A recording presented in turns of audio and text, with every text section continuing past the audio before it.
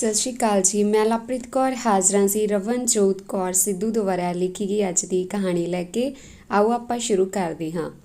ਜਦੋਂ ਪ੍ਰੀਤ 8ਵੀਂ ਜਮਾਤ ਵਿੱਚ ਪੜ੍ਹਦੀ ਸੀ ਤਾਂ ਪ੍ਰੀਤ ਦੇ ਗਲ ਘਰ ਦੀ ਕਬੀਲਦਾਰੀ ਆਣ ਪਈ ਸੀ। ਪ੍ਰੀਤ ਨੂੰ ਉਹ ਅੱਖੀਂ ਦੇਖਿਆ ਹਾਲ ਅੱਜ ਵੀ ਯਾਦ ਸੀ ਜਦੋਂ ਪ੍ਰੀਤ ਦੇ ਸਾਹਮਣੇ ਉਸਦੇ ਬਾਪੂ ਹਰਬੰਸ ਨੂੰ ਉਸਦੇ ਚਾਚੇ ਗੁਰਨਾਮ ਨੇ ਕਈਆਂ ਨਾਲ ਉਸਨੂੰ ਲਹੂ ਲਹਾਨ ਕਰ ਦਿੱਤਾ ਸੀ, ਜਿਸ ਨਾਲ ਪ੍ਰੀਤ ਦੇ ਬਾਪੂ ਨੂੰ ਮੰਜੇ 'ਤੇ ਪਿਆ ਕਿੰਨੇ ਸਾਲ ਹੋ ਗਏ ਸੀ। ਪ੍ਰੀਤ ਦਾ ਬਾਪੂ ਹਰਬੰਸ ਕਦੇ ਕਿਸੇ ਨਾਲ ਉੱਚੀ ਨੀਵੀਂ ਗੱਲ ਨਹੀਂ ਕਰਦਾ ਸੀ, ਪਰ ਉਸਦੇ ਹਿੱਸੇ ਆਈ ਆਪਣੇ ਚੁੱਲ੍ਹੇ ਬੈਠੇ ਬਾਪੂ ਦੀ ਜ਼ਮੀਨ ਨੂੰ ਲੈ ਕੇ ਗੁਰਨਾਮ ਉਸ ਨਾਲ ਲੜਾਈ ਕਰਦਾ ਰਹਿੰਦਾ ਸੀ। ਪਰ ਹਰਬੰਸ ਗੁਰਨਾਮ ਨੂੰ ਕਹਿ ਵੀ ਦਿੰਦਾ ਕਿ ਜ਼ਮੀਨ ਦੀ ਲਿਖਤ ਆਪਣੇ ਦੋਵਾਂ ਕੋਲੇ, ਭਾਵੇਂ ਵਾਹੀ ਉਹ ਜ਼ਮੀਨ ਦੀ ਵੱਖਰੀ ਆ, ਪਰ ਮੈਂ ਤੈਨੂੰ ਜ਼ਮੀਨ ਵਿੱਚੋਂ ਉਹ ਹਿੱਸਾ ਵੀ ਦੇ ਰਿਹਾ ਜੋ ਮੇਰੇ ਹਿੱਸੇ ਆਉਣਾ ਚਾਹੀਦਾ। ਪਰ ਗੁਰਨਾਮ ਇਹ ਗੱਲਾਂ ਤੋਂ ਤਲਖੀ ਖਾਂਦਾ ਸੀ, ਕਿਉਂਕਿ ਉਹ ਚਾਹੁੰਦਾ ਸੀ ਕਿ ਬਾਪੂ ਦੇ ਹਿੱਸੇ ਦੀ ਜ਼ਮੀਨ ਦਾ ਹਿੱਸਾ ਕਾਗਜ਼ਾਂ ਵਿੱਚ ਵੀ ਉਸਦੇ ਨਾਮ ਹੋ ਜਾਵੇ, ਜੋ ਕਿ ਹਰਬੰਸ ਦੇ ਹਿੱਸੇ ਵਿੱਚ ਆਉਣਾ ਬਣਦਾ ਸੀ। ਇੱਕ ਦਿਨ ਹਰਬੰਸ ਖੇਤ ਇਕੱਲਾ ਸੀ ਤੇ ਗੁਰਨਾਮ ਨੇ ਪਾਣੀ ਦੀ ਵਾਰੀ ਕਾਰਨ ਬਹਾਨਾ ਬਣਾ ਹਰਬੰਸ ਤੇ ਕਹੀ ਨਾਲ ਬਾਹਰ ਕਰਿਆ, ਜਿਸ ਨਾਲ ਹਰਬੰਸ ਦੇ ਢਿੱਡ ਨੂੰ ਚੀਰ ਆ ਗਿਆ। ਇਹ ਸਭ ਸਕੂਲੋਂ ਆਉਂਦੀ ਪ੍ਰੀਤ ਨੂੰ ਜਦੋਂ ਪਤਾ ਲੱਗਿਆ ਸੀ ਤਾਂ ਉਸਦੇ ਸਾਹਮਣੇ ਉਸਦਾ ਬਾਪੂ ਤੜਫ ਰਿਹਾ ਸੀ ਤੇ ਪ੍ਰੀਤ ਦਾ ਚਾਚਾ ਉੱਥੋਂ ਭੱਜ ਗਿਆ ਸੀ। ਪ੍ਰੀਤ ਨੂੰ ਉੱਚੀ ਰੋਂਦਿਆਂ ਦੇਖ ਰਾਹ 'ਤੇ ਜਾਂਦੇ ਕੁਝ ਲੋਕਾਂ ਨੇ ਹਰਬੰਸ ਨੂੰ ਚੁੱਕ ਕੇ ਹਸਪਤਾਲ ਦਾਖਲ ਕਰਵਾਇਆ ਸੀ। ਹਰਬੰਸ ਦੇ ਗਹਿਰਾ ਜ਼ਖਮ ਹੋਣ ਕਰਕੇ ਹਸਪਤਾਲ ਰਹਿਣਾ ਪਿਆ ਸੀ। ਜਦੋਂ ਛੁੱਟੀ ਮਿਲੀ ਸੀ ਤਾਂ ਘਰ ਆਉਂਦਿਆਂ ਹੀ ਹਰਬੰਸ ਨੇ ਆਪਣੇ ਭਰਾ ਗੁਰਨਾਮ ਨਾਲ ਪੰਚਾਇਤੀ ਸਮਝੌਤਾ ਕਰ ਲਿਆ ਸੀ, ਕਿਉਂਕਿ ਹਰਬੰਸ ਨੂੰ ਡਰ ਸੀ ਕਿ ਉਸਦਾ ਪਤਾ ਨਹੀਂ ਕਿ ਉਹ ਹੁਣ ਮੰਜੇ ਤੋਂ ਉੱਠ ਸਕੇਗਾ ਜਾਂ ਨਹੀਂ। ਪਰ ਜੇਕਰ ਇਸ ਤਰ੍ਹਾਂ ਕਲੇਸ਼ ਰਿਹਾ ਤਾਂ ਆਪਣੇ ਬੱਚਿਆਂ ਦੀ ਜਾਨ ਨੂੰ ਵੀ ਖਤਰਾ ਪੈ ਜਾਣਾ। ਪ੍ਰੀਤੋ ਦੀ ਇੱਕੋ ਛੋਟੀ ਭੈਣ ਨਿੰਮੋ ਤੇ ਭਰਾ ਕੁਲਵੀਰ ਸੀ। ਪ੍ਰੀਤ ਦੋਨਾਂ ਤੋਂ 7 ਸਾਲ ਵੱਡੀ ਸੀ, ਇਸੇ ਕਰਕੇ ਘਰ ਦਾ ਸਾਰਾ ਕੰਮ-ਕਾਜ ਵੀ ਪ੍ਰੀਤੋ ਆਪਣੀ ਮਾਂ ਨਾਲ ਕਰਾਉਂਦੀ। ਹੁਣ ਮੰਜੇ 'ਤੇ ਪਏ ਬਾਪੂ ਦੀ ਸੇਵਾ ਕਰਨੀ ਪ੍ਰੀਤ ਦੀ ਜ਼ਿੰਮੇਵਾਰੀ ਬਣ ਗਈ ਸੀ। 3 ਕਿੱਲੇ ਪੈਲੀ ਸੀ, ਹੁਣ ਉਹ ਵੀ ਇੱਕ ਵਾਰ ਠੇਕੇ 'ਤੇ ਦਿੱਤੀ ਹੋਈ ਸੀ। ਜ਼ਮੀਨ ਦੀ ਵਿਜਾਦ ਸੁੱਖ ਨਾਲ ਸੋਹਣੀ ਹੁੰਦੀ ਸੀ, ਪਰ ਮਾੜੀ ਕਿਸਮਤ ਹਰਬੰਸ ਹੁਣ ਬੇਵੱਸ ਸੀ। ਪ੍ਰੀਤ ਦਾ ਸੁਪਨਾ ਸੀ ਕਿ ਉਹ ਪੜ੍ਹ ਲਿਖ ਕੇ ਇੱਕ ਚੰਗੀ ਅਫਸਰ ਲੱਗੇਗੀ, ਪਰ ਇਹ ਸੁਪਨਾ ਉਸਦਾ ਸੁਪਨਾ ਬਣ ਕੇ ਹੀ ਰਹਿ ਗਿਆ ਸੀ। ਸਕੂਲ ਵਿੱਚ ਬਹੁਤ ਹੁਸ਼ਿਆਰ ਸੀ ਤੇ ਅਧਿਆਪਕਾਂ ਦੀ ਵੀ ਬਹੁਤ ਪਿਆਰੀ ਸੀ, ਪਰ ਔਖੀ ਸੌਖੀ ਕੇਵਲ ਪ੍ਰੀਤ 9 ਕਲਾਸਾਂ ਹੀ ਕਰ ਸਕੀ। ਘਰ ਦਾ ਗੁਜ਼ਾਰਾ ਵੀ ਚੰਗੀ ਤਰ੍ਹਾਂ ਨਹੀਂ ਹੁੰਦਾ ਸੀ, ਫਿਰ ਪੜ੍ਹਾਈ ਦਾ ਖਰਚ, ਕੱਪੜੇ, ਕਿਤਾਬਾਂ, ਕਾਪੀਆਂ ਲੈਣਾ ਵੀ ਹੁਣ ਔਖਾ ਜਾਪਦਾ ਸੀ। ਹਰਬੰਸ 'ਤੇ ਪੈਸਿਆਂ ਦੀ ਲੱਗੋ ਲੱਗ ਹੁੰਦੀ ਸੀ, ਪਰ ਜ਼ਖਮ ਨੂੰ ਅਜੇ ਤੱਕ ਆਰਾਮ ਨਹੀਂ ਸੀ ਆ ਰਿਹਾ। ਪ੍ਰੀਤ ਦਾ ਸੁਪਨਾ ਹੁਣ ਪੂਰਾ ਨਾ ਹੋ ਸਕਿਆ, ਪਰ ਪ੍ਰੀਤ ਨੇ ਪੜ੍ਹਾਈ ਛੱਡ ਆਪਣੀ ਮੰਜ਼ਿਲ ਦਾ ਹੋਰ ਰਾਹ ਚੁਣ ਲਿਆ। ਇਸ ਵਾਰ ਪ੍ਰੀਤ ਨੇ ਖੁਦ ਜ਼ਮੀਨ ਦੀ ਵਾਹੀ ਸ਼ੁਰੂ ਕਰ ਦਿੱਤੀ। ਪ੍ਰੀਤ ਨੂੰ ਦੇਖ ਉਸਦੇ ਚਾਚੇ ਨੇ ਮਸ਼ਕਰੀਆਂ ਗੱਲ ਕਰਨੀ ਕਿ ਹੁਣ ਜਨਾਨੀਆਂ ਵਾਹੀ ਕਰਨਗੀਆਂ, ਪਰ ਪ੍ਰੀਤ ਬਲਦਾਂ ਨੂੰ ਲੈ ਕੇ ਸਵੇਰੇ ਮੂੰਹ ਹਨੇਰੇ ਖੇਤਾਂ ਵਿੱਚ ਹਲ ਚਲਾਉਂਦੀ। ਫਸਲ ਦੀ ਬਿਜਾਈ ਸ਼ੁਰੂ ਕਰ ਦਿੱਤੀ ਸੀ। ਪ੍ਰੀਤ ਨੇ ਪੂਰੀ ਮਿਹਨਤ ਕਰਕੇ ਫਸਲ ਦੀ ਬਿਜਾਈ ਸ਼ੁਰੂ ਕਰ ਦਿੱਤੀ ਤੇ ਘਰ ਹੋਰ ਡੰਗਰ ਵਧਾ ਕੇ ਨਾਲ ਡੈਰੀ ਦਾ ਕੰਮ ਵੀ ਸ਼ੁਰੂ ਕਰ ਲਿਆ ਸੀ। ਹਰਬੰਸ ਵੀ ਪ੍ਰੀਤ ਨੂੰ ਇਸ ਤਰ੍ਹਾਂ ਕੰਮ ਕਰਦਿਆਂ ਦੇਖ ਬਹੁਤ ਖੁਸ਼ ਸੀ, ਪਰ ਅੰਦਰੋਂ ਹਰਬੰਸ ਦੇ ਧਾਹਾਂ ਨਿਕਲਦੀਆਂ ਸਨ, ਕਿਉਂਕਿ ਉਸਦੀ ਧੀ ਦੇ ਇਹ ਦਿਨ ਖੇਡਣ ਕੁੱਦਣ ਦੇ ਸਨ, ਨਾ ਕਿ ਘਰ ਦੀ ਇਹ ਇੰਨੀ ਵੱਡੀ ਜ਼ਿੰਮੇਵਾਰੀ ਚੁੱਕਣ ਦੇ। ਪਰ ਇੱਕੋ ਗੱਲ ਹਰਬੰਸ ਨੂੰ ਮਾਣ ਸੀ ਕਿ ਪੂਰੇ ਪਿੰਡ ਵਿੱਚ ਉਸਦੀ ਧੀ ਦੀ ਚਰਚਾ ਹੈ ਤੇ ਸਾਰਾ ਪਿੰਡ ਪ੍ਰੀਤ 'ਤੇ ਮਾਣ ਕਰਦਾ ਹੈ। ਪ੍ਰੀਤ ਨੇ ਆਪਣੇ ਦੋਵੇਂ ਛੋਟੇ ਭੈਣ ਭਰਾਵਾਂ ਨੂੰ ਪੜ੍ਹਾਉਣ ਦਾ ਸੁਪਨਾ ਦੇਖ ਲਿਆ ਸੀ, ਕਿਉਂਕਿ ਉਹ ਆਪਣੇ ਸੁਪਨਿਆਂ ਨੂੰ ਪੂਰਾ ਨਾ ਕਰ ਪਾਈ, ਪਰ ਉਹ ਆਪਣੇ ਭੈਣ ਭਰਾ ਨੂੰ ਉਹ ਬੁਲੰਦੀਆਂ 'ਤੇ ਪਹੁੰਚਾਏਗੀ ਜਿੱਥੇ ਕਿਸੇ ਨੇ ਸੋਚਿਆ ਵੀ ਨਾ ਹੋਵੇ। ਪ੍ਰੀਤ ਨੇ ਬਚਪਨ ਤੋਂ ਲੈ ਕੇ ਹੁਣ ਤੱਕ ਲੱਖਾਂ ਤਕਲੀਫਾਂ ਦਾ ਸਾਹਮਣਾ ਕਰਦੀ ਰਹੀ। ਪ੍ਰੀਤ ਨੇ ਸਵੇਰੇ ਉੱਠਣਾ ਤੇ ਪਾਠ ਕਰਨਾ, ਖੇਤ ਜਾਂਦਿਆਂ ਗੁਰੂ ਘਰ ਨਤਮਸਤਕ ਹੋ ਕੇ ਜਾਣਾ, ਇਹ ਉਸਦਾ ਰੋਜ਼ ਦਾ ਰੂਟੀਨ ਸੀ। ਹੁਣ ਪ੍ਰੀਤ ਦੀ ਪਹਿਲੀ ਫਸਲ ਪੱਕ ਚੁੱਕੀ ਸੀ ਤੇ ਪ੍ਰੀਤ ਨੂੰ ਉਮੀਦ ਸੀ ਕਿ ਇਸ ਵਾਰ ਫਸਲ ਦਾ ਝਾੜ ਚੰਗਾ ਹੋਵੇਗਾ, ਕਿਉਂਕਿ ਦਿਨ ਰਾਤ ਇੱਕ ਕਰਕੇ ਪ੍ਰੀਤ ਨੇ ਫਸਲ ਦੀ ਪੈਦਾਵਾਰ ਚੰਗੀ ਕਰ ਲਈ ਸੀ। ਬਚਤ ਹੋਈ ਫਸਲ ਵਿੱਚੋਂ ਹੀ ਉਸਨੇ 2 ਮੱਝਾਂ ਡੈਰੀ ਲਈ ਹੋਰ ਲੈ ਆਈਆਂ ਸੀ। ਪਰ ਪ੍ਰੀਤ ਦੀ ਇਸ ਤਰੱਕੀ ਨੂੰ ਦੇਖ ਉਸਦੇ ਚਾਚੇ ਤੋਂ ਫਿਰ ਜਰਨਾ ਹੋਇਆ, ਕਿਉਂਕਿ ਪ੍ਰੀਤ ਦੇ ਚਾਚੇ ਦੇ ਦੋਵੇਂ ਲੜਕੇ ਕੋਈ ਕੰਮ ਧੰਦਾ ਨਹੀਂ ਕਰਦੇ ਸਨ ਤੇ ਨਾ ਹੀ ਆਪਣੇ ਪਿਓ ਦੇ ਕਹਿਣੇ ਵਿੱਚ ਰਹਿੰਦੇ ਸਨ। ਗੁਰਨਾਮ ਤੋਂ ਫਿਰ ਹਰਬੰਸ ਦੀ ਧੀ ਦੀ ਪਿੰਡ ਵਿੱਚ ਹੁੰਦੀ ਤਰੱਕੀ ਜਰਨਾ ਹੋਈ। ਗੁਰਨਾਮ ਨੇ ਪ੍ਰੀਤ ਦੇ ਵਧਦੇ ਹੋਏ ਕਾਰੋਬਾਰ ਨੂੰ ਉਜਾੜਨ ਲਈ ਉਸ ਨਾਲ ਨੇੜਤਾ ਵਧਾ ਲਈ। ਹਰਬੰਸ ਨੂੰ ਵੀ ਲੱਗਿਆ ਗੁਰਨਾਮ ਨੂੰ ਆਪਣੀ ਗਲਤੀ ਦਾ ਅਹਿਸਾਸ ਹੋ ਗਿਆ, ਪਰ ਹਰਬੰਸ ਨੂੰ ਇਹ ਨਹੀਂ ਪਤਾ ਸੀ ਕਿ ਉਹ ਫਿਰ ਤੋਂ ਉਸਦੇ ਘਰ ਨੂੰ ਉਜਾੜਨ ਲਈ ਨੇੜਤਾ ਵਧਾ ਰਿਹਾ ਹੈ। ਗੁਰਨਾਮ ਨੇ ਪ੍ਰੀਤ ਦੀ ਡੈਰੀ 'ਤੇ ਦੁੱਧ ਪਾਉਣਾ ਸ਼ੁਰੂ ਕਰ ਦਿੱਤਾ ਸੀ। ਕੁਝ ਮਹੀਨਿਆਂ ਤੱਕ ਗੁਰਨਾਮ ਡੈਰੀ 'ਤੇ ਦੁੱਧ ਪਾਉਂਦਾ ਰਿਹਾ, ਪਰ ਇੱਕ ਦਿਨ ਆਪਣੀ ਚਾਲ ਚੱਲਣ ਲਈ ਉਹ ਕਾਮਯਾਬ ਹੋ ਗਿਆ। ਉਸਨੇ ਦੁੱਧ ਵਿੱਚ ਮਿਲਾਵਟ ਕਰਕੇ ਜ਼ਿਲ੍ਹੇ ਦੇ CMO ਨੂੰ ਕੰਪਲੇਂਟ ਕਰ ਦਿੱਤੀ। ਜਿਵੇਂ ਹੀ ਸਿਹਤ ਵਿਭਾਗ ਦੇ ਅਧਿਕਾਰੀਆਂ ਨੇ ਪ੍ਰੀਤ ਦੀ ਡੈਰੀ ਤੋਂ ਦੁੱਧ ਦੇ ਸੈਂਪਲ ਭਰ ਕੇ ਚੰਡੀਗੜ੍ਹ ਲੈਬ ਵਿੱਚ ਭੇਜ ਦਿੱਤੇ। ਕੁਝ ਦਿਨਾਂ ਬਾਅਦ ਜਦੋਂ ਦੁੱਧ ਦੇ ਸੈਂਪਲ ਦੀ ਰਿਪੋਰਟ ਫੇਲ ਆ ਗਈ ਤਾਂ ਪੁਲਿਸ ਨੇ ਪ੍ਰੀਤ ਨੂੰ ਗ੍ਰਿਫਤਾਰ ਕਰਕੇ ਉਸ 'ਤੇ ਝੂਠਾ ਕੇਸ ਪਾ ਦਿੱਤਾ।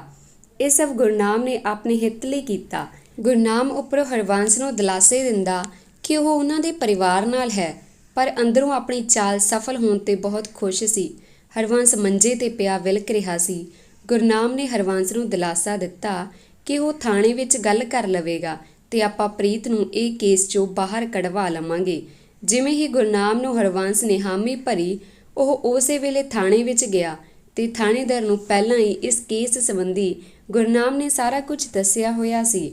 ਗੁਰਨਾਮ ਨੇ ਰਿਸ਼ਵਤ ਵਜੋਂ ਹਰਬੰਸ ਨੂੰ ਕਿਹਾ ਕਿ ਇਹ ਕੇਸ ਦਾ ਜੁਰਮ ਕਤਲ ਦੇ ਬਰਾਬਰ ਮੰਨਿਆ ਜਾਂਦਾ ਹੈ ਤੇ ਹੁਣ ਉੱਤੇ ਤੱਕ ਗੱਲ ਪਹੁੰਚਣ ਕਰਕੇ ਪੈਸਿਆਂ ਦਾ ਹੱਲ ਕਰਨਾ ਪੈਣਾ ਹੈ। ਹਰਬੰਸ ਨੇ ਬਿਨਾਂ ਸੋਚੇ ਵਿਚਾਰੇ ਗੁਰਨਾਮ ਨੂੰ ਕਿਹਾ ਕਿ ਉਹ ਕਿਸੇ ਵੀ ਹਾਲ ਉਸਦੀ ਧੀ ਨੂੰ ਇਸ ਕੇਸ ਵਿੱਚੋਂ ਕਢਵਾ ਦੇਵੇ।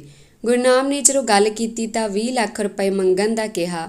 ਇਹ ਸੁਣ ਕੇ ਹਰਬੰਸ ਕਹਿਣ ਲੱਗਾ ਕਿ ਇੰਨੇ ਪੈਸੇ ਤਾਂ ਸਾਰੀ ਉਮਰ ਵਿੱਚ ਨਹੀਂ ਕਮਾਏ, ਹੁਣ ਇੰਨੇ ਪੈਸੇ ਮੈਂ ਕਿੱਥੋਂ ਲਿਆਵਾਂ। ਆਖਿਰ ਆਪਣੀ ਜ਼ਮੀਨ ਨੂੰ ਗਹਿਣੇ ਰੱਖ ਉਸਨੇ 20 ਲੱਖ ਗੁਰਨਾਮ ਨੂੰ ਦੇ ਦਿੱਤੇ। ਗੁਰਨਾਮ ਨੇ ਥਾਣੇਦਾਰ ਤੇ ਵਕੀਲ ਨੂੰ ਪੈਸੇ ਦਿੱਤੇ ਤੇ ਕੁਝ ਪੈਸੇ ਆਪ ਵੀ ਵਿੱਚੋਂ ਰੱਖ ਗਿਆ। ਹੁਣ ਪ੍ਰੀਤ ਬੇਕਸੂਰ ਹੁੰਦਿਆਂ ਵੀ ਕਸੂਰਵਾਰ ਸਾਬਤ ਹੋਈ, ਕਿਉਂਕਿ ਦੁੱਧ ਦੇ ਸੈਂਪਲ ਫੇਲ ਹੋਣ ਕਾਰਨ ਉਸਦਾ ਕੰਮ ਵੀ ਜਮਾਂ ਬੰਦ ਹੋ ਗਿਆ ਸੀ ਤੇ ਉਸਨੇ ਬਹੁਤ ਲੋਕਾਂ ਨੂੰ ਸਮਝਾਉਣ ਦੀ ਕੋਸ਼ਿਸ਼ ਕੀਤੀ, ਪਰ ਉਹ ਕਾਮਯਾਬ ਨਾ ਹੋ ਸਕੀ। ਹੁਣ ਪ੍ਰੀਤ ਟੁੱਟ ਚੁੱਕੀ ਸੀ, ਪਰ ਉਸਨੇ ਹਿੰਮਤ ਨਾ ਹਾਰੀ ਤੇ ਫਿਰ ਰਹਿੰਦੀ ਜ਼ਮੀਨ ਨੂੰ ਵਾਹੁਣ ਲੱਗ ਪਈ। ਹੁਣ ਪਿੰਡ ਵਿੱਚ ਦੁੱਧ ਦੀ ਲਾਗਤ ਨਾ ਹੋਣ ਕਰਕੇ ਉਹ ਸ਼ਹਿਰ ਵਿੱਚ ਦੁੱਧ ਪਾਉਣ ਲੱਗ ਗਈ। ਪ੍ਰੀਤ ਦੇ ਇਸ ਤਜਰਬੇ ਨੇ ਉਹਨੂੰ ਹੋਰ ਅੱਗੇ ਕਰ ਦਿੱਤਾ ਸੀ। ਉਸਨੇ ਆਪਣੇ ਛੋਟੇ ਭੈਣ ਭਰਾ ਦੀ ਪੜ੍ਹਾਈ ਨੂੰ ਕਦੇ ਵੀ ਰੁਕਣ ਨਹੀਂ ਦਿੱਤਾ ਸੀ। ਪੜ੍ਹਦਿਆਂ ਹੁਣ ਨਾਲ ਉਹ ਦੋਵੇਂ ਭੈਣ ਭਰਾ ਵੀ ਉਸ ਨਾਲ ਵਿਹਲੇ ਸਮੇਂ ਕੰਮ ਵਿੱਚ ਹੱਥ ਵਡਾਉਂਦੇ। ਹੌਲੀ ਪ੍ਰੀਤ ਨੇ ਸ਼ਹਿਰ ਵਿੱਚ ਆਪਣੀ ਦੁੱਧ ਦੀ ਡੈਰੀ ਕਰ ਲਈ, ਜਿਸ ਨਾਲ ਉਹ ਹੋਰ ਕਾਮਯਾਬ ਹੋ ਗਈ। ਪ੍ਰੀਤ ਦੀ ਉਮਰ ਵੀ ਹੁਣ ਵੱਧਦੀ ਜਾਂਦੀ ਸੀ ਤੇ ਉਸਦੇ ਦੋਨੋਂ ਭੈਣ ਭਰਾ ਹੁਣ ਕਾਲਜ ਵਿੱਚ ਪੜ੍ਹਨ ਲੱਗ ਗਏ ਸਨ। ਪ੍ਰੀਤ ਦੀ ਭੈਣ BA ਵਿੱਚ ਸੀ ਤੇ ਭਰਾ BSc ਕਰਨ ਲੱਗ ਗਿਆ ਸੀ। ਹੁਣ ਉਹ ਦਿਨ ਫਿਰ ਵਾਪਸ ਆਉਣ ਲੱਗ ਗਏ। ਪ੍ਰੀਤ ਨੂੰ ਆਪਣੀ ਫਿਕਰ ਨਹੀਂ ਸੀ ਤੇ ਉਹ ਸਾਰਾ ਦਿਨ ਪਹਿਲਾਂ ਘਰ ਕੰਮ ਕਰਦੀ, ਫਿਰ ਸ਼ਹਿਰ ਡੈਰੀ ਦਾ ਕੰਮ ਸੰਭਾਲਦੀ। ਵਾਹੀ ਦਾ ਕੰਮ ਨਾਲ ਖੁਦ ਕਰਨਾ ਤੇ ਬਲਦਾਂ ਨਾਲ ਪੈਲੀ ਨੂੰ ਵਾਹੁਣਾ ਉਸਦੀ ਹਿੰਮਤ ਦੀ ਦਾਤ ਬਣਦੀ ਸੀ। ਕੋਈ ਔਰਤ ਇੰਨੀ ਸਰੀਰਕ ਪੱਖੋਂ ਤਕੜੀ ਤੇ ਮਰਦ ਦੇ ਬਰਾਬਰ ਕੰਮ ਕਰਨ ਵਾਲੀ ਹੋਵੇਗੀ, ਇਹ ਕਦੇ ਸੋਚਿਆ ਨਹੀਂ ਸੀ ਕਿਸੇ ਨੇ। ਪਰ ਪ੍ਰੀਤ ਇੱਕ ਮਿਸਾਲ ਸੀ ਹੋਰ ਔਰਤਾਂ ਲਈ ਜੋ ਆਪਣੇ ਆਪ ਨੂੰ ਕੇਵਲ ਔਰਤ ਹੋਣ 'ਤੇ ਸ਼ਰਮਿੰਦਾ ਮਹਿਸੂਸ ਕਰਦੀਆਂ ਸਨ ਤੇ ਮਰਦ ਦੀ ਜੁੱਤੀ ਸਮਝਦੀਆਂ ਸਨ। ਪ੍ਰੀਤ ਦੀ ਵੱਧਦੀ ਉਮਰ ਨੂੰ ਲੈ ਕੇ ਹਰਬੰਸ ਤੇ ਉਸਦੀ ਪਤਨੀ ਫਿਕਰ ਕਰਦੇ, ਪਰ ਪ੍ਰੀਤ ਨੇ ਕਿਹਾ ਕਿ ਉਹ ਆਪਣੇ ਦੋਵੇਂ ਭੈਣ ਭਰਾਵਾਂ ਨੂੰ ਉਹਨਾਂ ਦੀ ਮੰਜ਼ਿਲ ਤੱਕ ਲੈ ਕੇ ਜਾਵੇਗੀ, ਭਾਵੇਂ ਉਸਨੂੰ ਆਪਣੀ ਹਰ ਖੁਸ਼ੀ ਕਿਉਂ ਨਾ ਕੁਰਬਾਨ ਕਰਨੀ ਪਵੇ। ਹਰਬੰਸ ਕਹਿ ਦਿੰਦਾ ਕਿ ਧੀਆਂ ਪਰਾਇਆ ਧਨ ਹੁੰਦੀਆਂ ਨੇ, ਮਾਪੇ ਚਾਹ ਕੇ ਵੀ ਨਹੀਂ ਰੱਖ ਸਕਦੇ, ਪਰ ਪ੍ਰੀਤ ਨੂੰ ਕਿਸੇ ਦੀ ਕੋਈ ਗੱਲ ਦਾ ਵੀ ਅਸਰ ਨਾ ਹੁੰਦਾ। ਮਿੱਟੀ ਨਾਲ ਮਿੱਟੀ ਹੋ ਕੇ ਪ੍ਰੀਤ ਨੇ ਆਪਣੀ ਜ਼ਮੀਨ ਵੀ ਗਹਿਣੇ ਪਈ ਛੁਡਵਾ ਲਈ ਸੀ। ਹਰਬੰਸ ਨੂੰ ਰਿਸ਼ਤੇਦਾਰ ਵੀ ਪ੍ਰੀਤ ਦੇ ਵਿਆਹ ਨੂੰ ਕਹਿਣ ਲੱਗੇ, ਪਰ ਪ੍ਰੀਤ ਨੇ ਉਹਨਾਂ ਨੂੰ ਵੀ ਮਨਾ ਕਰ ਦਿੱਤਾ ਕਿਉਂਕਿ ਸਾਰਾ ਘਰ ਉਸਦੇ ਸਿਰ ਸੀ। ਰੋਜ਼ਾਨਾ ਦੀ ਤਰ੍ਹਾਂ ਸੁਖਦੇਵ ਪ੍ਰੀਤ ਦੀ ਡੈਰੀ 'ਤੇ ਦੁੱਧ ਲੈਣ ਆਇਆ ਤਾਂ ਪ੍ਰੀਤ ਨੂੰ ਉਦਾਸ ਦੇਖ ਸੁਖਦੇਵ ਨੇ ਉਸਨੂੰ ਉਦਾਸ ਹੋਣ ਦਾ ਕਾਰਨ ਪੁੱਛਿਆ। ਪ੍ਰੀਤ ਨੇ ਆਪਣੀ ਸਾਰੀ ਕਹਾਣੀ ਸੁਖਦੇਵ ਨੂੰ ਦੱਸੀ ਤਾਂ ਉਸਨੇ ਕਿਹਾ ਕਿ ਉਹ ਇੱਕ ਵਾਰ ਇਸ ਗੱਲ ਨੂੰ ਉਦਾਸੀ ਤੌਰ 'ਤੇ ਨਾ ਲਵੇ ਤੇ ਸਹੀ ਸਮੇਂ ਦੀ ਉਡੀਕ ਕਰੇ। ਜੋ ਕੁਝ ਜ਼ਿੰਦਗੀ ਵਿੱਚ ਹੋਣਾ ਉਸਨੂੰ ਕਬੂਲ ਕਰ ਲਵੇ। ਪਰ ਪ੍ਰੀਤ ਇਹ ਸਭ ਕੁਝ ਪਹਿਲਾਂ ਹੀ ਤਿਆਗ ਚੁੱਕੀ ਸੀ ਤੇ ਆਪਣਾ ਫੈਸਲਾ ਅਟੱਲ ਕਰ ਲਿਆ ਸੀ। ਸੁਖਦੇਵ ਨਾਲ ਜਿਸ ਦਿਨ ਦੀ ਪ੍ਰੀਤ ਨੇ ਗੱਲ ਕੀਤੀ ਤਾਂ ਸੁਖਦੇਵ ਨੂੰ ਲੱਗਿਆ ਕਿ ਉਹ ਉਸਦੇ ਬਹੁਤ ਕਾਬਿਲ ਹੈ ਤੇ ਮਨ ਵਿੱਚ ਪ੍ਰੀਤ ਬਾਰੇ ਕਿੰਨਾ ਸੋਚਦਾ ਰਿਹਾ।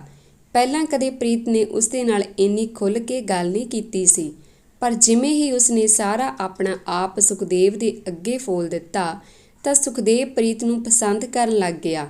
ਪ੍ਰੀਤ ਸੋਹਣੀ ਵੀ ਬਹੁਤ ਸੀ, ਪਰ ਘਰ ਦੇ ਕੰਮ ਤੇ ਖੇਤੀਬਾੜੀ ਦੇ ਕੰਮ ਨੇ ਉਸ ਦੇ ਹੁਸਨ ਨੂੰ ਢੱਕ ਰੱਖਿਆ ਸੀ। ਪ੍ਰੀਤ ਦੀ ਸਾਦਗੀ ਨੂੰ ਸੁਖਦੇਵ ਬਹੁਤ ਪਸੰਦ ਕਰਦਾ ਸੀ। ਹੁਣ ਰੋਜ਼ ਦੁੱਧ ਦੇ ਬਹਾਨੇ ਉਹ ਪ੍ਰੀਤ ਨਾਲ ਖੁੱਲ੍ਹ ਕੇ ਗੱਲ ਕਰਨ ਲੱਗਾ। ਪ੍ਰੀਤ ਵੀ ਉਸ ਨਾਲ ਹਰ ਦੁੱਖ ਸੁੱਖ ਸਾਂਝਾ ਕਰਨ ਲੱਗ ਗਈ ਸੀ। ਪ੍ਰੀਤ ਵੀ ਸੁਖਦੇਵ ਨੂੰ ਪਸੰਦ ਤਾਂ ਕਰਦੀ ਸੀ, ਪਰ ਉਸਦੇ ਸਿਰ ਪਈ ਇੰਨੀ ਵੱਡੀ ਜ਼ਿੰਮੇਵਾਰੀ ਨੂੰ ਉਹ ਖੁਦ ਇਕੱਲੀ ਸਾਂਭਣ ਦੀ ਸਮਰੱਥਾ ਸਮਝਦੀ ਸੀ।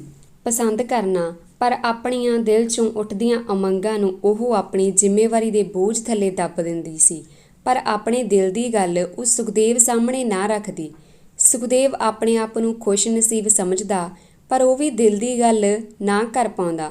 ਸ਼ਾਇਦ ਇਹੋ ਡਰ ਸੀ ਕਿ ਪ੍ਰੀਤ ਉਸਨੂੰ ਇਨਕਾਰ ਨਾ ਕਰ ਦੇਵੇ। ਹੁਣ ਜਦੋਂ ਪ੍ਰੀਤ ਕਈ ਵਾਰ ਘਰੋਂ ਲੇਟ ਹੋ ਜਾਂਦੀ ਤਾਂ ਸੁਖਦੇਵ ਉਸਦੀ ਡਾਇਰੀ ਨੂੰ ਸਾਂਭ ਲੈਂਦਾ। ਪ੍ਰੀਤ ਦੇ ਨਾਲ ਹੱਥ ਵਟਾਉਣ 'ਚ ਸੁਖਦੇਵ ਨੂੰ ਖੁਸ਼ੀ ਮਹਿਸੂਸ ਹੁੰਦੀ ਤੇ ਕਿੰਨੀਆਂ ਇੱਕ ਦੂਜੇ ਨਾਲ ਗੱਲਾਂ ਕਰਦੇ।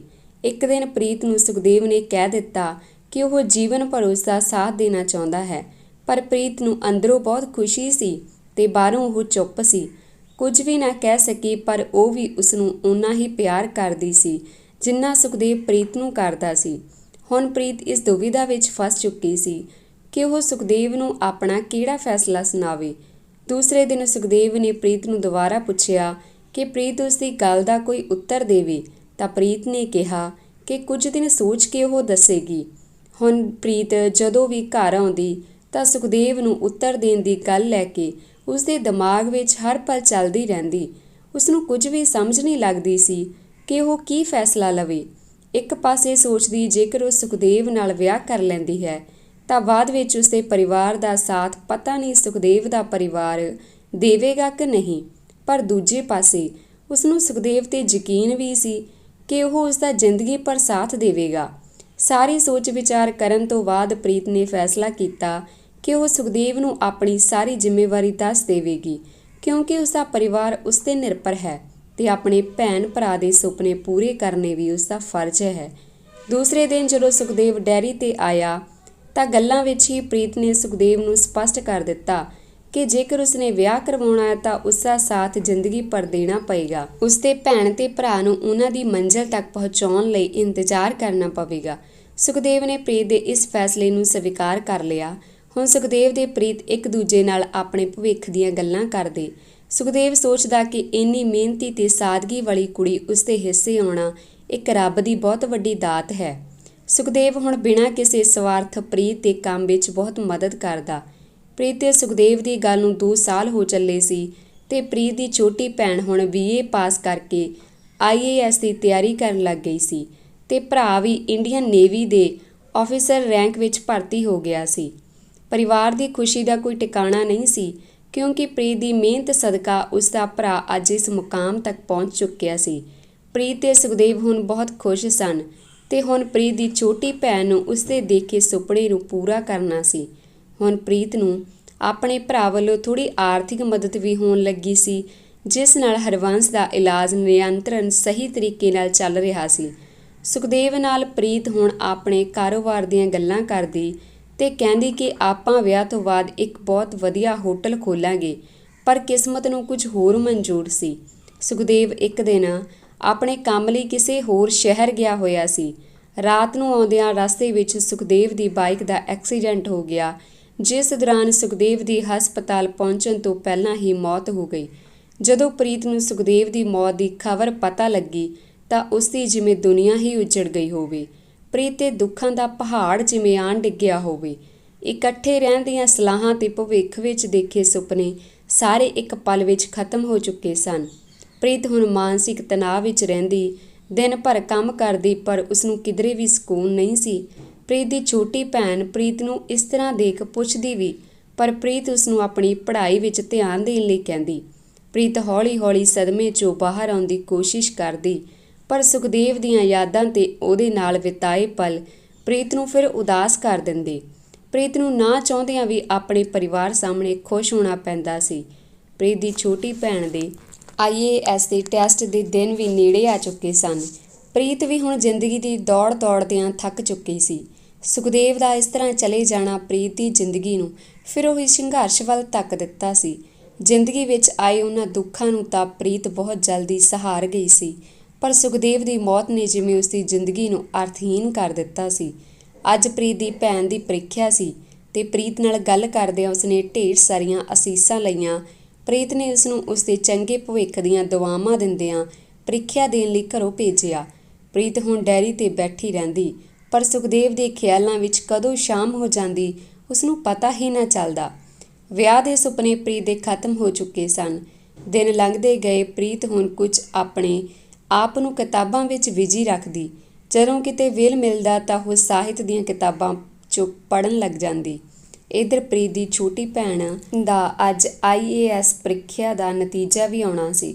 ਪ੍ਰੀਤ ਆਪਣੀ ਭੈਣ ਨੂੰ ਨਾਲ ਲੈ ਕੇ ਗੁਰੂ ਘਰ ਨਤਮਸਤਕ ਹੋਈ ਤੇ ਜਦੋਂ ਸ਼ਾਮ ਤੱਕ ਨਤੀਜਾ ਪਾਇਆ ਗਿਆ ਤਾਂ ਪ੍ਰੀਤ ਦੀ ਛੋਟੀ ਭੈਣ ਪੂਰੇ ਦੇਸ਼ ਭਰ 'ਚੋਂ ਤੀਜੇ ਸਥਾਨ 'ਤੇ ਸੀ। ਇਹ ਉਸਦੀ ਖੁਸ਼ੀ ਦਾ ਕੋਈ ਮੁੱਲ ਨਹੀਂ ਸੀ। ਪ੍ਰੀਤ ਦੀਆਂ ਅੱਖਾਂ ਵਿੱਚ ਹੰਝੂ ਆ ਗਏ ਤੇ ਸਾਰਾ ਪਰਿਵਾਰ ਖੁਸ਼ੀ ਵਿੱਚ ਫੁੱਲਿਆ ਨਹੀਂ ਸਮਾਉਂਦਾ ਸੀ। ਘਰ ਵਿੱਚ ਪਿੰਡ ਵਾਲਿਆਂ ਦਾ ਵਧਾਈਆਂ ਦੇਣ ਆਉਣਾ ਤੇ ਨਿਊਜ਼ ਚੈਨਲਾਂ ਵਾਲਿਆਂ ਦਾ ਆਉਣ ਜਾਣ ਲੱਗਿਆ ਰਿਹਾ। ਪ੍ਰੀਤ ਨੂੰ ਜਿੱਥੇ ਇੱਕ ਪਾਸੇ ਖੁਸ਼ੀ ਸੀ, ਉੱਥੇ ਹੀ ਉਸ ਕੋਲ ਦੂਜੇ ਪਾਸੇ ਜ਼ਿੰਦਗੀ ਦੀ ਕੋਈ ਮੰਜ਼ਿਲ ਲਈ ਸੰਘਰਸ਼ ਕਰਨ ਦਾ ਕੋਈ ਟੀਚਾ ਨਹੀਂ ਸੀ, ਪਰ ਜ਼ਿੰਦਗੀ ਨੂੰ ਜਿਉਣਾ ਤਾਂ ਪੈਣਾ ਹੀ ਸੀ। ਹੁਣ ਪ੍ਰੀਤ ਦੀ ਭੈਣ ਦੀ ਡਿਊਟੀ ਵੀ ਲੁਧਿਆਣੇ ਸੀ, ਜੋ ਕਿ 200 ਕਿਲੋਮੀਟਰ ਦੂਰ ਸੀ। ਪ੍ਰੀਤ ਨੂੰ ਘਰ ਖਾਲੀ ਖਾਲੀ ਜਾਪਦਾ। ਪ੍ਰੀਤ ਦੇ ਬੇਬੇ ਬਾਪੂ ਵੀ ਹੁਣ ਪ੍ਰੀਤ ਨੂੰ ਆਪਣਾ ਘਰ ਵਸਾਉਣ ਲਈ ਜ਼ੋਰ ਪਾਉਂਦੇ, ਪਰ ਪ੍ਰੀਤ ਨੇ ਸੁਖਦੇਵ ਤੋਂ ਬਿਨਾਂ ਕਿਸੇ ਹੋਰ ਨਾਲ ਜ਼ਿੰਦਗੀ ਬਿਤਾਉਣ ਬਾਰੇ ਸੋਚਿਆ ਵੀ ਨਹੀਂ ਸੀ। ਪ੍ਰੀਤ ਦੀ ਉਮਰ ਨੂੰ ਦੇਖਦੇ ਹੁਣ ਰਿਸ਼ਤੇਦਾਰ ਫਿਰ ਹਰਬੰਸ ਨੂੰ ਪ੍ਰੀਤ ਦੇ ਵਿਆਹ ਕਰਨ ਬਾਰੇ ਕਹਿੰਦੇ। ਪ੍ਰੀਤ ਹੁਣ ਰੋਜ਼ ਦੇ ਤਾਨੇ ਅਤੇ ਗੱਲਾਂ ਨੂੰ ਸੁਣ ਥੱਕ ਚੁੱਕੀ ਸੀ। ਜ਼ਿੰਦਗੀ ਵਿੱਚ ਪ੍ਰੀਤ ਨੂੰ ਹੁਣ ਕੁਝ ਵੀ ਨਜ਼ਰ ਨਹੀਂ ਆਉਂਦਾ ਸੀ। ਬਸ ਹਨੇਰ ਭਰੀ ਜ਼ਿੰਦਗੀ ਹੀ ਉਸ ਦਾ ਹਿੱਸਾ ਬਣ ਕੇ ਰਹਿ ਗਈ ਸੀ। ਪ੍ਰੀਤ ਨੇ ਆਪਣੇ ਘਰਦਿਆਂ ਦੇ ਕਹਿਣ 'ਤੇ ਵਿਆਹ ਨੂੰ ਹਾਂ ਕਰ ਦਿੱਤੀ, ਕਿਉਂਕਿ ਇਹ ਕੁੜੀ ਦਾ ਮਾਪਿਆਂ ਦੇ ਘਰ ਜ਼ਿੰਦਗੀ ਭਰ ਬੈਠਣਾ ਮਾਪਿਆਂ ਸਿਰ ਬੋਝ ਸਮਝਿਆ ਜਾਂਦਾ। ਦੂਜਾ, ਉਸਦੇ ਛੋਟੇ ਭੈਣ ਭਰਾ ਦੇ ਰਿਸ਼ਤੇ ਨੂੰ ਲੈ ਕੇ ਵੀ ਪ੍ਰੀਤ ਦਾ ਨਾ ਵਿਆਹ ਕਰਾਉਣਾ ਉਹਨਾਂ ਦੇ ਲਈ ਸਵਾਲ ਬਣ ਜਾਣਾ ਸੀ। ਪ੍ਰੀਤ ਨੇ ਆਪਣੇ ਮਾਪਿਆਂ ਦੁਆਰਾ ਲੱਭੇ ਰਿਸ਼ਤੇ ਲਈ ਹਾਂ ਕਰ ਦਿੱਤੀ ਸੀ, ਪਰ ਵਿਆਹ ਦਾ ਪ੍ਰੀਤ ਨੂੰ ਕੋਈ ਵੀ ਚਾਅ ਨਹੀਂ ਸੀ। ਉਸਦੀ ਰੂਹ ਤਾਂ ਕੇਵਲ ਸੁਖਦੇਵ ਨਾਲ ਸੀ। ਸਮਾਜ ਦੀਆਂ ਨਜ਼ਰਾਂ ਵਿੱਚ ਪ੍ਰੀਤ ਨੇ ਵਿਆਹ ਕਰਵਾ ਲਿਆ ਸੀ, ਪਰ ਪ੍ਰੀਤ ਦਾ ਵਿਆਹ ਕਰਨਾ ਉਸਦੇ ਮਾਪਿਆਂ ਦਾ ਗਲਤ ਫੈਸਲਾ ਸਾਬਿਤ ਹੋਇਆ। ਪ੍ਰੀਤ ਦੇ ਸਹੁਰਾ ਪਰਿਵਾਰ ਬਹੁਤ ਲਾਲਚੀ ਸਨ।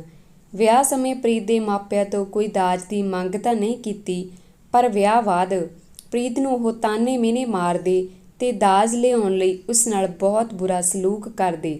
ਪ੍ਰੀਤ ਦਾ ਘਰ ਵਾਲਾ ਵੀ ਨਸ਼ੇ ਦੀ ਦਲਦਲ ਵਿੱਚ ਫਸਿਆ ਹੋਇਆ ਸੀ। ਪ੍ਰੀਤ ਨਾਲ ਉਹ ਰੋਜ਼ ਕੁੱਟਮਾਰ ਕਰਦਾ, ਪਰ ਪ੍ਰੀਤ ਨੇ ਕਦੇ ਵੀ ਆਪਣੇ ਪੇਕੇ ਪਰਿਵਾਰ ਨੂੰ ਭਿਣਕ ਤੱਕ ਨਾ ਲੱਗਣ ਦਿੱਤੀ, ਕਿਉਂਕਿ ਇਹ ਉਸਦੀ ਤੇ ਉਸਦੇ ਪਰਿਵਾਰ ਦੀ ਇੱਜ਼ਤ ਦਾ ਸਵਾਲ ਸੀ। ਪ੍ਰੀਤ ਨੂੰ ਸਹਿੰਦਿਆਂ ਪੂਰਾ ਸਾਲ ਹੋ ਚੁੱਕਾ ਸੀ। ਪ੍ਰੀਤ ਦਾ ਘਰ ਵਾਲਾ ਨਸ਼ੇ ਦੇ ਨਾਲ ਬਾਹਰ ਵੀ ਕਈ ਹੋਰ ਔਰਤਾਂ ਨਾਲ ਨਾਜਾਇਜ਼ ਸੰਬੰਧ ਬਣਾਏ ਹੋਏ ਸਨ। ਪ੍ਰੀਤ ਨੂੰ ਹੁਣ ਇਹ ਸਭ ਕੁਝ ਪਤਾ ਹੋਣ ਦੇ ਬਾਵਜੂਦ ਵੀ ਕੋਈ ਇਤਰਾਜ਼ ਨਹੀਂ ਸੀ, ਕਿਉਂਕਿ ਸੁਖਦੇਵ ਬਾਅਦ ਉਸਨੇ ਆਪਣੀ ਜ਼ਿੰਦਗੀ ਨੂੰ ਕਦੇ ਦੇਖਿਆ ਨਹੀਂ ਸੀ। ਸੁਖਦੇਵ ਤੋਂ ਬਿਨਾਂ ਹੋਰ ਕੋਈ ਵੀ ਉਸਨੂੰ ਸਮਝ ਨਹੀਂ ਸਕਦਾ ਸੀ। ਬਸ ਹੁਣ ਤਾਂ ਕੇਵਲ ਆਪਣੀ ਜ਼ਿੰਦਗੀ ਦੇ ਉਹ ਦਿਨ ਲੰਘਾ ਰਹੀ ਸੀ। ਪਰ ਇੱਕ ਦਿਨ ਤਾਂ ਤਸੀਹੇ ਸਹਿੰਦਿਆਂ ਆਖਿਰ ਪ੍ਰੀਤ ਨੂੰ ਘਰੋਂ ਕੱਢ ਦਿੱਤਾ। ਹੁਣ ਹੋਰ ਕੋਈ ਟਿਕਾਣਾ ਨਾ ਹੋਣ ਦੇ ਕਾਰਨ ਪ੍ਰੀਤ ਨੇ ਇੱਕ ਵਾਰ ਘਰ ਸਾਰਾ ਕੁਝ ਦੱਸਣ ਦਾ ਸੋਚਿਆ। ਪ੍ਰੀਤ ਦੀ ਹਾਲਤ ਦੇਖ ਉਸਦੀ ਮਾਂ ਦੀਆਂ ਅੱਖਾਂ ਵਿੱਚੋਂ ਹੰਝੂ ਵਹਿ ਤੁਰੇ। ਹਰਬੰਸ ਨਾ ਦੁੱਖ ਸਹਾਰਦੇ ਹੋਏ ਇਸ ਦੁਨੀਆ ਨੂੰ ਅਲਵਿਦਾ ਕਹਿ ਗਿਆ ਸੀ। ਪ੍ਰੀਤ ਦੀ ਭੈਣ ਨੇ ਉਸਦੇ ਸਹੁਰੇ ਪਰਿਵਾਰ ਨੂੰ ਕਾਨੂੰਨੀ ਸਜ਼ਾ ਦਿਵਾਈ, ਪਰ ਪ੍ਰੀਤ ਦੀ ਜ਼ਿੰਦਗੀ ਤਾਂ ਹੁਣ ਉੱਜੜ ਚੁੱਕੀ ਸੀ। ਪ੍ਰੀਤ ਨੂੰ ਘਰ ਵਿੱਚ ਬੈਠਣਾ ਚੰਗਾ ਨਹੀਂ ਸੀ ਲੱਗਦਾ ਤੇ ਸਾਰਾ ਦਿਨ ਸੋਚਦੇ ਰਹਿਣਾ, ਬੀਤੇ ਵੇਲੇ ਨੂੰ ਯਾਦ ਕਰ ਉਦਾਸ ਹੋ ਜਾਣਾ। ਫਿਰ ਪ੍ਰੀਤ ਨੇ ਆਪਣੇ ਭੈਣ ਤੇ ਭਰਾ ਨਾਲ ਸਲਾਹ ਕਰਕੇ ਬਿਰਧ ਆਸ਼ਰਮ ਖੋਲ੍ਹਿਆ, ਜਿੱਥੇ ਉਸਦਾ ਦਿਲ ਬਜ਼ੁਰਗਾਂ ਦੀ ਸੇਵਾ ਕਰਨ ਵਿੱਚ ਲੱਗ ਗਿਆ। ਹੁਣ ਪ੍ਰੀਤ ਨੂੰ ਜ਼ਿੰਦਗੀ ਦਾ ਇੱਕ ਆਧਾਰ ਮਿਲ ਗਿਆ ਸੀ। ਦੂਜਿਆਂ ਦੀ ਜ਼ਿੰਦਗੀ ਨੂੰ ਖੁਸ਼ਹਾਲ ਬਣਾਉਣ ਲਈ ਪ੍ਰੀਤ ਨੇ ਅਣਥੱਕ ਮਿਹਨਤ ਕਰੀ। ਪ੍ਰੀਤ ਦਿਨ ਰਾਤ ਬਜ਼ੁਰਗਾਂ ਦੀ ਸੇਵਾ ਕਰਦੀ ਤੇ ਨਾਲ ਹੀ ਉਸਨੇ ਆਪਣੀ ਖੇਤੀ ਦਾ ਕੰਮ ਵੀ ਕਰਦੇ ਰਹਿਣਾ। ਜਦੋਂ ਉਹ ਖੇਤਾਂ ਵਿੱਚ ਜਾਂਦੀ ਤਾਂ ਕੁਦਰਤ ਨੂੰ ਮਹਿਸੂਸ ਕਰਦੀ। ਅੱਜ ਮਹਿਲਾ ਦਿਵਸ ਦਾ ਸ਼ਹਿਰ ਵਿੱਚ ਬਹੁਤ ਵੱਡਾ ਪ੍ਰੋਗਰਾਮ ਰੱਖਿਆ ਹੋਇਆ ਸੀ, ਜਿਸ ਵਿੱਚ ਅਜਿਹੀਆਂ ਔਰਤਾਂ ਜਿਨ੍ਹਾਂ ਨੇ ਆਪਣੀ ਜ਼ਿੰਦਗੀ ਵਿੱਚ ਬਹੁਤ ਸੰਘਰਸ਼ ਕੀਤਾ ਤੇ ਜ਼ਿੰਦਗੀ ਨੂੰ ਨਿਡਰ ਹੋ ਕੇ ਜਿਉਣਾ ਸਿੱਖਿਆ ਸੀ, ਨੂੰ ਸਨਮਾਨਿਤ ਕਰਨਾ ਸੀ। ਉਹਨਾਂ ਔਰਤਾਂ ਵਿੱਚ ਸਭ ਤੋਂ ਪਹਿਲਾ ਨਾਮ ਪ੍ਰੀਤ ਦਾ ਸੀ। ਜਦੋਂ ਸਟੇਜ ਤੋਂ ਪ੍ਰੀਤ ਦਾ ਨਾਮ ਲਿਆ ਗਿਆ ਤਾਂ ਸਾਰਿਆਂ ਨੇ ਤਾੜੀਆਂ ਦੀ ਗੂੰਜ ਨਾਲ ਪ੍ਰੀਤ ਦਾ ਸਵਾਗਤ ਕੀਤਾ। ਜਦੋਂ ਸਟੇਜ 'ਤੇ ਚੜ੍ਹ ਪ੍ਰੀਤ ਉਹ ਸਨਮਾਨ ਪ੍ਰਾਪਤ ਕਰਨ ਲੱਗੀ ਤਾਂ ਪ੍ਰੀਤ ਨੇ ਇੱਕਦਮ ਹੱਥ ਪਿੱਛੇ ਕਰ ਲਿਆ। ਸਾਰੇ ਇਹ ਸਭ ਕੁਝ ਦੇਖ ਹੈਰਾਨ ਹੋ ਗਏ। ਜਦੋਂ ਪ੍ਰੀਤ ਨੂੰ ਕਿਹਾ ਕਿ ਇਹ ਸਨਮਾਨ ਪ੍ਰਾਪਤ ਕਰਨ ਤਾਂ ਪ੍ਰੀਤ ਨੇ ਕਿਹਾ ਕਿ ਇਹ ਸਨਮਾਨ ਚਿੰਨ੍ਹ ਬਹੁਤ ਸੋਹਣਾ ਹੈ, ਪਰ ਮੇਰੇ ਹੱਥ ਇੰਨੇ ਖਰਾਬ ਹਨ ਤੇ ਇਹ ਸਨਮਾਨ ਚਿੰਨ੍ਹ ਗੰਦਾ ਹੋ ਜਾਵੇਗਾ। ਸਟੇਜ 'ਤੇ ਮਹਿਮਾਨਾਂ ਨੇ ਪ੍ਰੀਤ ਨੂੰ ਕਿਹਾ ਕਿ ਇਹ ਉਸਦੀ ਬਹਾਦਰੀ ਭਰੀ ਜ਼ਿੰਦਗੀ ਦੇ ਅੱਗੇ ਬਹੁਤ ਛੋਟਾ ਹੈ। ਜੇਕਰ ਇਹਨਾਂ ਹੱਥਾਂ ਨੇ ਮਿਹਨਤ ਨਾ ਕਰੀ ਹੁੰਦੀ ਤਾਂ ਤੁਸੀਂ ਆਪਣੇ ਸੁਪਨਿਆਂ ਨੂੰ ਆਪਣੇ ਭੈਣ ਭਰਾ ਦੇ ਰੂਪ ਵਿੱਚ ਕਦੇ ਨਾ ਪੂਰਾ ਕਰ ਪਾਉਂਦੇ। ਪ੍ਰੀਤ ਨੇ ਉਹ ਸਨਮਾਨ ਚਿੰਨ੍ਹ ਪ੍ਰਾਪਤ ਕੀਤਾ ਤੇ ਉਸਦੇ ਚਿਹਰੇ 'ਤੇ ਹੰਝੂ ਟਪਕ ਰਹੇ ਸਨ ਤੇ ਪਿੱਛੇ ਸਪੀਕਰ 'ਚ ਬੁਲਾਰਾ ਪ੍ਰੀਤ ਦੀ ਸੰਘਰਸ਼ ਭਰੀ ਜ਼ਿੰਦਗੀ ਬਾਰੇ ਦੱਸ ਰਿਹਾ ਸੀ। ਪ੍ਰੀਤ ਦੀ ਜ਼ਿੰਦਗੀ ਬਾਰੇ ਸੁਣ ਸਾਹਮਣੇ ਬੈਠੇ ਸਾਰੇ ਲੋਕਾਂ ਦੀਆਂ ਅੱਖਾਂ ਵੀ ਨਮ ਹੋ ਗਈਆਂ ਸਨ। ਜਦੋਂ ਪ੍ਰੀਤ ਸਟੇਜ ਤੋਂ ਥੱਲੇ ਆਈ ਤਾਂ ਸਾਰਾ ਪੰਡਾਲ ਤਾੜੀਆਂ ਨਾਲ ਫਿਰ ਗੂੰਜ ਉੱਠਿਆ। ਧੰਨਵਾਦ ਜੀ। ਜੇਕਰ ਤੁਹਾਨੂੰ ਕਹਾਣੀ ਵਧੀਆ ਲੱਗੀ ਪਲੀਜ਼ ਲਾਈਕ ਕਰਨਾ, ਸ਼ੇਅਰ ਕਰਨਾ ਤੇ ਸਾਡੇ ਚੈਨਲ ਨੂੰ ਜ਼ਰੂਰ ਸਬਸਕ੍ਰਾਈਬ ਕਰਨਾ। ਧੰਨਵਾਦ ਜੀ।